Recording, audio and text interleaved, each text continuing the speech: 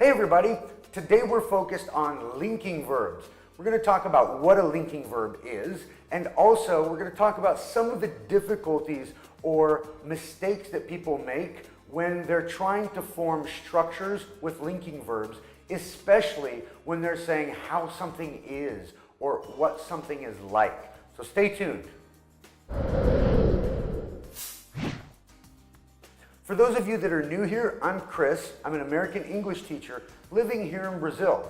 So welcome to American English Online. Linking verbs are just verbs that don't really perform an action. What they do is they connect the subject with more information about the subject. So they establish an identity for the subject and then tell you more about it. For example, to be, to become, and to seem are always linking verbs.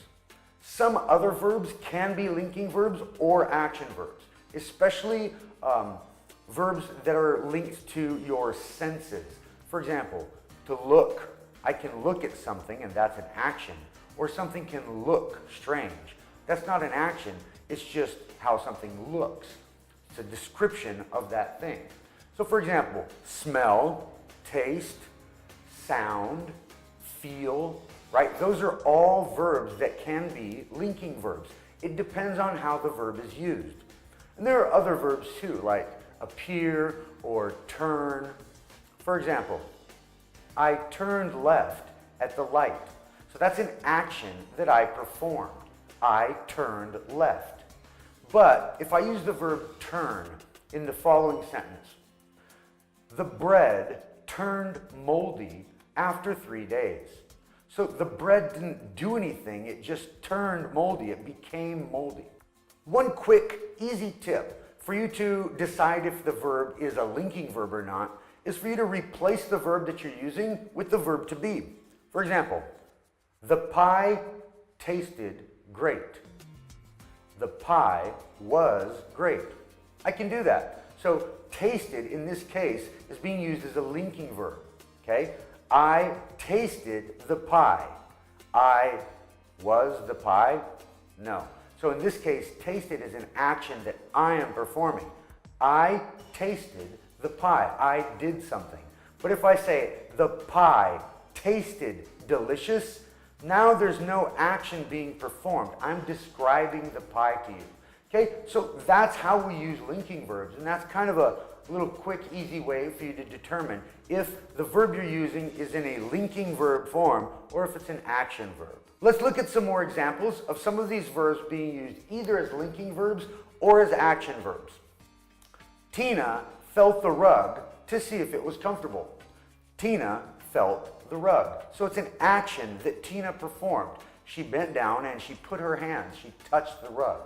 But if I say, the rug felt warm and comfortable, now the rug didn't do anything.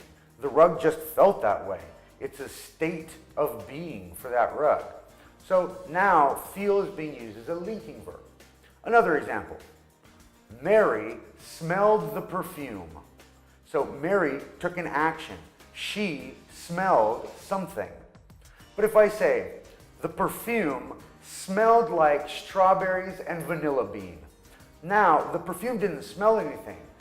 After a linking verb, you're usually looking for an adjective or maybe an adverb and an adjective that tell you more about the subject.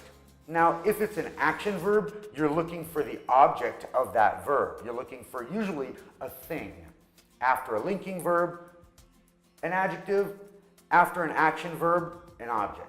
Now that we have that out of the way, we've talked about what a linking verb is and how they're used and how they're different from action verbs in general.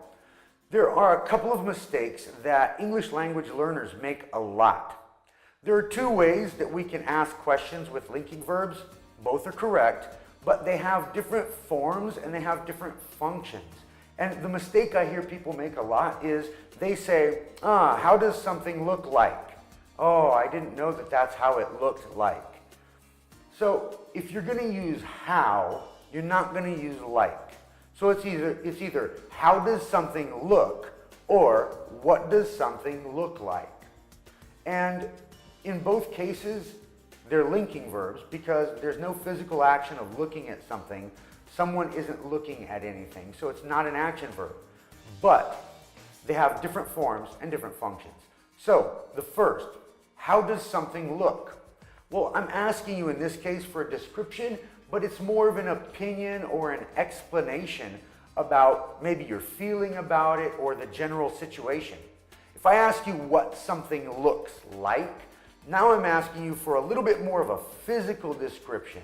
I want to know some characteristics of that thing. Let's take a practical example. If I go to the fish market and I'm talking to someone on the phone, they might ask me, oh, how does the fish look?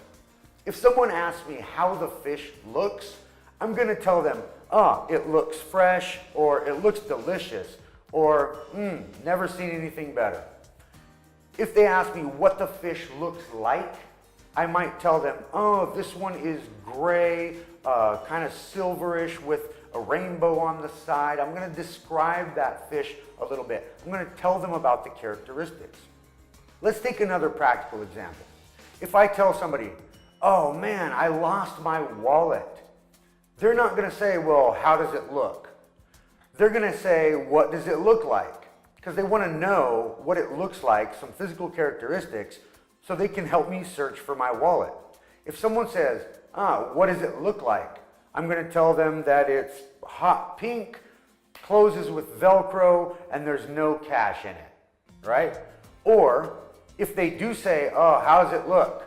How does it look? Well, it doesn't look very good. I have no idea where I lost it, and I probably won't find it. You understand? So if they say, what does my wallet look like? I'm going to describe it. If they ask me how it looks, they're probably talking about the situation of me trying to find my wallet. They don't want to know what the thing, like the appearance of it. And another common way to say, how does something look? Like, how does it look? Somebody might actually use the continuous form, like, oh, how's it looking? Hey, how are things looking? If you're doing a project, the boss comes over, he might say, hey man, how's it looking? He's not going to ask you what it looks like. If he asks you what it looks like, you'll pick it up and you'll show him the model. Oh, it looks like this. If he says, how's it looking? He's asking you about your progress on that project. Make sense? There is a little bit of overlap with these questions and answers.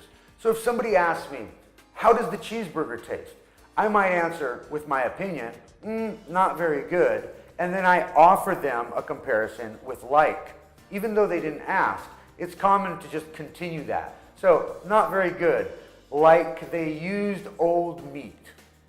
Or if they say, what does it taste like? If I don't have the right words to describe it, I might just say, not very good. I didn't really answer what they asked, because they asked what it tasted like, and I just said, not very good. But it's acceptable and it's really common. Just remember, if you're asking with how, you don't use like. And if you're asking with what, you do. And the how question is more of a feeling, an opinion, something like that, followed by an adjective. And if you're asking with what and like, you're looking for more of a description or something like that. All right? So those are linking verbs. We talked a little bit about what they are, the difference between linking verbs and action verbs, and also that little mistake people make when they're asking questions using linking verbs. All right? Don't forget to subscribe. Don't forget to click the little bell notification icon so you don't miss our next videos. And as always, let's practice.